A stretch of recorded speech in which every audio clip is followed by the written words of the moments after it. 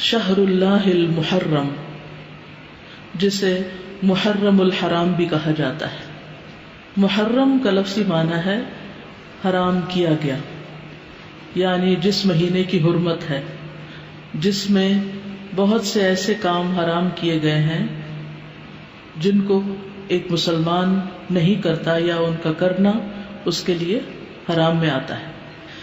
محرم کے مہینے کو شہر اللہ کہا جاتا ہے، اللہ کا مہینہ، اور اللہ کی طرف اس مہینے کی اضافت تعظیمی ہے، یعنی اس مہینے کی تعظیم کی وجہ سے اس کو اللہ کا مہینہ کہا جاتا ہے۔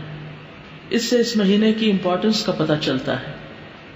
صحیح مسلم کی روایت میں آتا ہے، ابو ہریرہ رضی اللہ عنہ سے روایت ہے کہ رسول اللہ صلی اللہ علیہ وسلم نے فرمایا، رمضان کے بعد سب سے افضل روزے اللہ کے مہینے محرم کے ہیں۔ تو گویا اس مہینے کی بھی خاص عبادت پھر کیا ہوئی؟ روزے۔ عشرہ ذی الحجہ میں تو پہلے 9 دن کے روزے تھے، لیکن اس میں پورے مہینے میں سے جب بھی آپ چاہیں روزے رکھ سکتے ہیں۔ ضروری نہیں کہ پورے ہی مہینے کے روزے رکھیں جیسے رمضان میں رکھے جاتے ہیں، لیکن 10 تاریخ کا روزہ جو ہے اس کی خاص فضیلت ہے۔ محرم الحرام کی ایک اہمیت کی وجہ یہ بھی ہے کہ یہ ہجری سال کا پہلا مہینہ ہے، تو یہ مہینہ عظمت اور برکت والا ہے اور حرمت والا ہے۔ حسن بصری کہتے ہیں کہ بے شک اللہ نے سال کی ابتدا بھی حرمت والے مہینے سے کی اور اس کا اختتام بھی حرمت والے مہینے سے کیا، یعنی آغاز بھی حرمت سے، اختتام بھی حرمت پر۔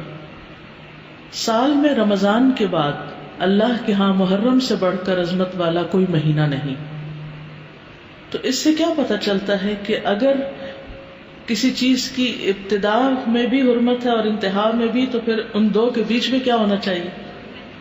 اس کا خاص خیال رکھنا چاہیے، یعنی جس کام کے آغاز میں اور جس کے اختتام پر خصوصی ہدایات دی جائیں اور اللہ سبحانہ تعالیٰ کی عبادت اور خصوصاً روزے وغیرہ کی عبادت کی طرف متوجہ کیا جائے تو سال بھر بھی پھر اس کی عادت اپنا لینی چاہیے۔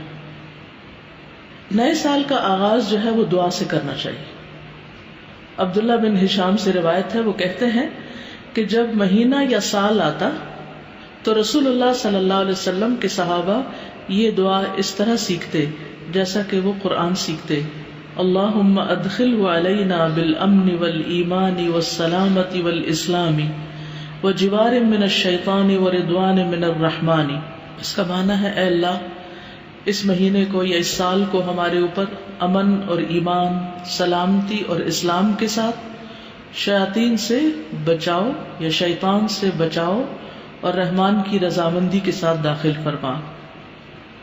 محرم کا مہینہ چونکہ حرمت والا مہینہ ہے تو اس مہینے میں خاص طور پر آپس میں ایک دوسرے پر ظلم کی ممانعت ہے۔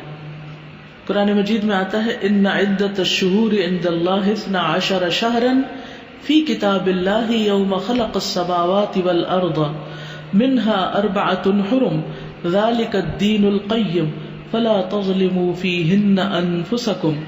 بے شک مہینوں کی گنتی اللہ کے نزدیک اللہ کی کتاب میں 12 مہینے ہیں، جس دن سے اس نے آسمانوں اور زمین کو پیدا کیا، ان میں سے 4 حرمت والے ہیں، یہی سیدھا دین ہے، سو ان میں اپنی جانوں پر ظلم نہ کرو۔ تو میسج کیا ہے؟ فلا تظلموا فیہن انفسکم، اپنے آپ پر یعنی ایک دوسرے پر ظلم نہ کرو۔ تو کیا نہیں کرنا اس مہینے میں؟ ظلم نہیں کرنا۔ ظلم کی کون سی شکلیں ہوتی ہیں؟ ظلم ہوتا ہے کسی کو اس کے حق سے محروم کرنا، کسی کا حق چھیننا، کسی کا حق مارنا۔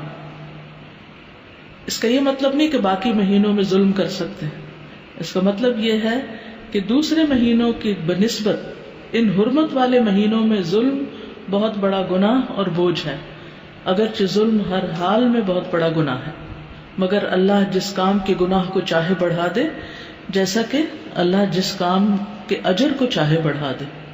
یعنی وہی نماز ہوتی ہے، وہی صدقہ خیرات ہوتا ہے، لیکن عشرہ ذی الحجہ میں کیا ہوتا ہے؟ اس کا اجر کئی گنا بڑھ جاتا ہے۔